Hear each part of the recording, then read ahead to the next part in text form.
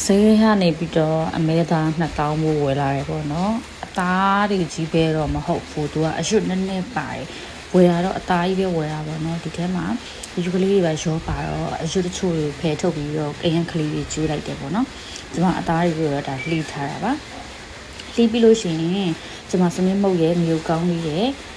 ပြီးတော့ဒီမှာကြသားမုတ်လေးလည်းထည့်မယ်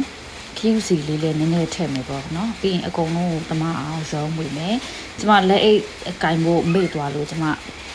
လက်နဲ့ပဲစော်လိုက်တယ်ပေါ့နော်အကုန်လုံးတမအောင်ရောမွေမယ်မွေပြီးရင်ကျမငါး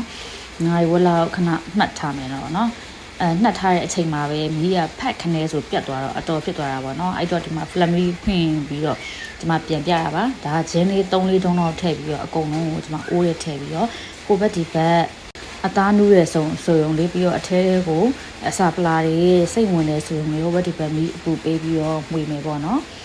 မီးပူလေးပွေးပြီးတော့မှွေပြီးခဏကြာတော့သူကအယောင်လေးနည်းနည်းတက်လာပြီးတော့အသားတွေကိုအစာပလာလေးတွေစိတ်ဝင်နေပြီးတော့နော်ဒီလိုမျိုးအယောင်လေးတွေဒီမှာတန်းပြီဆိုလို့ရှိရင်ရေလေးထည့်မယ်ရေလေးထည့်ပြီးတော့အကုန်လုံးကိုပြုတ်မယ်ပေါ့နော်နူးရထီအောင်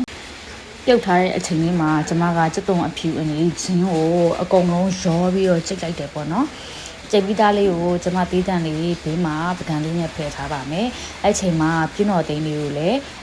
ရေဆေးပြီးတော့ထည့်ထားမယ်ပေါ့နော်ဒါကကြော်ဖို့အတွက်အရန်သစ်ဖြစ်နေပါလို့ရှင်ငရုတ်သီးကိုကျမမီဇိုရမ်နေပြီးဝယ်လာတဲ့ချင်းငရုတ်သီးပေါ့နော်ဒီချင်းငရုတ်သီးတွေကမတရားဆက်ပါတယ်အဲ့ချင်းငရုတ်သီးတွေကိုကျမကထည့်ပြီးတော့ကျိတ်နေပေါ့နော်လောဆယ်ကသူကအညားကြီးအများကြီးရှိနေတယ်အဲ့ဒါကြောင့်မို့အညားကြီးအကုန်ချွေရမယ်ပေါ့နော်ဒါကစကျိတ်ပါတော့မယ်ကျိတ်ပြီးလို့ရှိရင်ရလာတဲ့ reset ကလေးကတော့ဒီလိုပုံစံလေးပါသူကလည်းအဖက်တက်လက်လေးတော့လည်းဖြစ်တယ်ကျွန်မဘလို့မှထပ်ကျိတ်လို့မရတော့ဘူးပေါ့နော်ဆက်ကတော့အစ်စ်ပါပဲအဲဒါကြောင့်မို့ကျွန်မအဖက်ကလေးခွဲထုတ်လိုက်တယ်ပေါ့နော်ဒါကကျွန်မအိမ်ကပင်ကနေပြီးတော့ခူးထားတယ်ပြင်းတော်တင်လေးကိုရေဆေးထားတာပါရှေ့တစ်ပိုင်းမှာမထည့်လိုက်ရလို့ပါဒါကအမဲသားလေးအကုန်လုံးရေခမ်းသွားပါပြီရေနူးသွားပါပြီဆိုလို့ရှိရင်ကျွန်မဒီအမဲသားလေးကိုဖယ်ထုတ်ပါမယ်အမဲသားတွေကိုကျမကလက်နဲ့တစ်ခုချင်းစီမှုရတော့ဘဲနဲ့ဘလန်ဒါနဲ့အကုန်လုံးကိုရောသမအောင်စိတ်လိုက်မယ်ပေါ့နော်တိတ်တိတ်အမွှားလေးဖြစ်အောင်လို့လက်အပင်မခံရတော့ဘူးပေါ့ဒါစိတ်ပြီးသားအချိန်လေးပါဒီလိုမွှားလေးဖြစ်သွားလို့ရှိရင်ကျမကစီပူပူထဲမှာထည့်ကြော်ဖို့အဆင်သင့်ဖြစ်ပြီပေါ့နော်ကျမဒါစီပူပူထဲကိုအမဲသားမွှားလေးထည့်လိုက်ပါတယ်ထည့်ပြီးတော့ဟိုဘက်ဒီဘက်လှိမ့်နေအောင်လို့ကြော်ရဲပေါ့နော်ကြော်ပြီးတော့အိုးမကတ်အောင်လို့အချိန်လုံးမှွေပါတယ်မွေပြီးခဏနေတဲ့အခါကျတော့ဒီမှာဒီလိုမျိုးကျွတ်ရွအမဲသားလေးတွေထွက်လာပါပြီကျွတ်တော့မှကျွတ်တောင်မြည်သေးတယ်ဒီလိုအနေထားလေးကအတော်လေးကိုစားလို့ကောင်းတာပါအခုဗီဒီယိုကိုအတန်သွင်းနေအောင်မသိတက်ကြရဲပေါ့နော်ဒါကြော်ထားပြီးသားရသွားတဲ့အမဲသားလေးတွေပါဒါလေးကိုကျမတို့ကပကံလေးတက်နဲ့ခတ်ထုတ်ထားပါမယ်ခတ်ထုတ်ထားပြီးတော့ကြံတဲ့စီလေးကိုဆက်ပြီးတော့သုံးပါမယ်ခုနကစီလေးတွေကိုကျမတို့ကစက်တုံအဖြူအနေချင်းကျိတ်ထားတာလေးရောထည့်မယ်ပေါ့နော်ထည့်ပြီးတော့အကုန်လုံးကိုကျမတို့တမအနေအောင်မှွေမယ်ရွှေညောင်တန်းတဲ့အထီကိုမှွေမယ်ရွှေညောင်တန်းသွားလို့ရှိရင်ခုနကကျမရေဆေးထားတဲ့ပြင်းတော်သိန်းလေးတွေရောထည့်မယ်ရောထည့်ပြီးတော့အကုန်လုံးကိုတမအောင်မှွေပါမယ်ရှင်